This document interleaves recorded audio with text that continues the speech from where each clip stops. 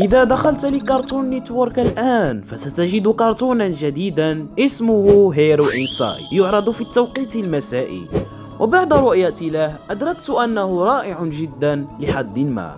لكن مهلا لحظة، هذه الشخصية تذكرني بشيء ما، أنا متأكد جدا. نعم، إنه باتمان.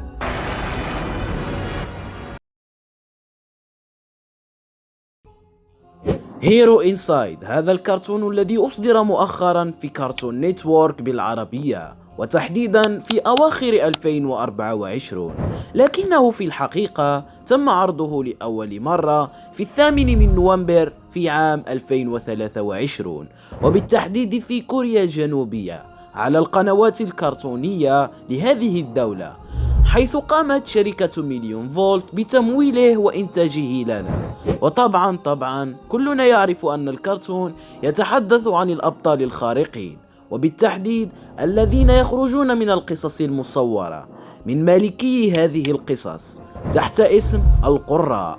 وهذا الكرتون لقى دعما كبيرا سواء من الأطفال أو المراهقين، كانوا يحبون هذا العرض لأنه كان صالحا لجميع الفئات العمرية. المهم، دون أن نخرج على موضوع مقطعنا لليوم، لقد شاهدت الكرتون حتى موسمه الأخير، ولاحظت وأدركت شيئا ما، لن أقول أنه يقلد حتى نكتشف ذلك. أنتم تعرفون الأبطال الخارقين من عصمة العدالة كباتمان، سبايدر مان، سوبرمان والعديد من هؤلاء الأبطال الخارقين. ولقد لاحظ العديد من متابعي هذا العمل أن بعض أبطاله يشبهون أبطال هيرو إنسايد، وإن كان هذا صحيحا فالأفضلية تعود لعصبة العدالة لأنه الأقدم طبعا. وسوف أعرض لكم مجموعة من الأدلة التي سوف تحدد ذلك. سوف نأخذ واحدا من أبطال هيرو إنسايد كمامي جير، نعم، الفتاة المومياء صاحبة الخيوط المتنة والقوية، والتي تستطيع من خلالها كسر أي شيء والإمساك به حتى ولو كان قويا أو متنا. حسنا، أين التقليد في الأمر؟ أبطال عصبة العدالة. حسنا يا صديقي، سوف أقول لك أخذوا الفكرة من البطل سبايدر مان. لم تصدق؟ إذن إليك هذه الأدلة. أولا، كلا من مامي جيرل وسبايدر مان لديهم قوة الخيوط، إلا أن مامي جيرل تستمد قوتها من خيوط المرحاض، لكن سبايدر مان يستمد قوته من خيوط العنكبوت. وأيضا في أحد الحلقات التي لازلت أتذكرها جيدا، وكان مايكي على وشك السقوط مع أناس يركبون قطارا متجهين نحو البحر، ومن بعدها يستدعي مامي جيرل ويأمرها أن توقف هذا القطار، ويقول لها أنني رأيت هذه اللقطة في فيلم، وبعدها تقوم بهذه الحركة حتى يتوقف القطار.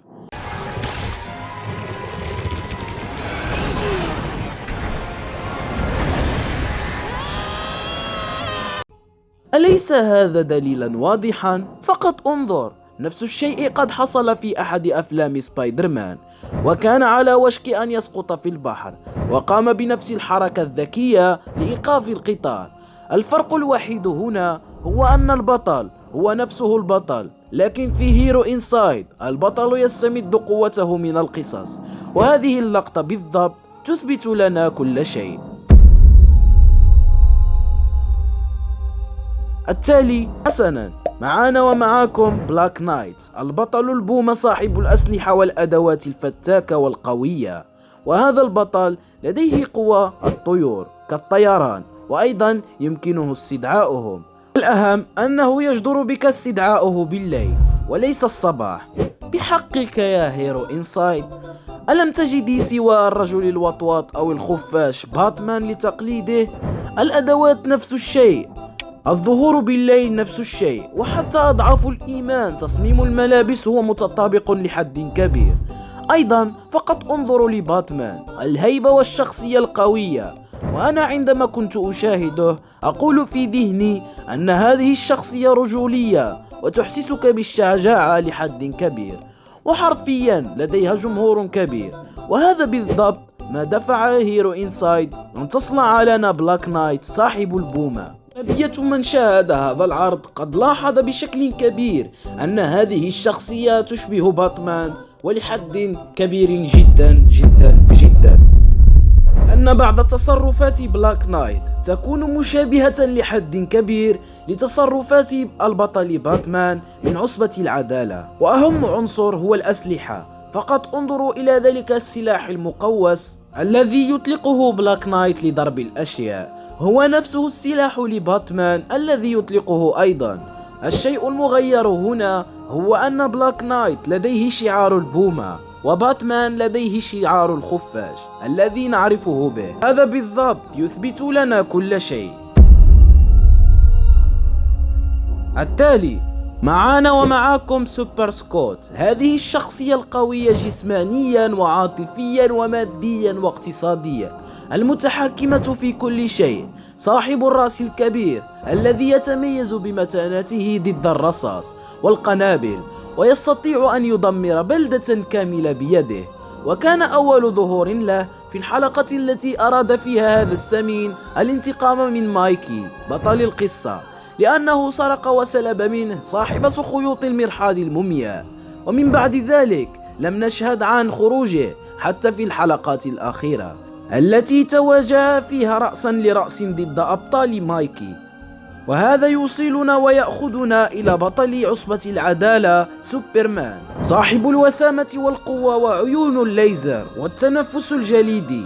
وهذا بالضبط ما لا يوجد في سوبر سكوت. الوسامة 0/10، أما القوة فالتنفس الجليدي وعيون الليزر لا يوجدان عنده.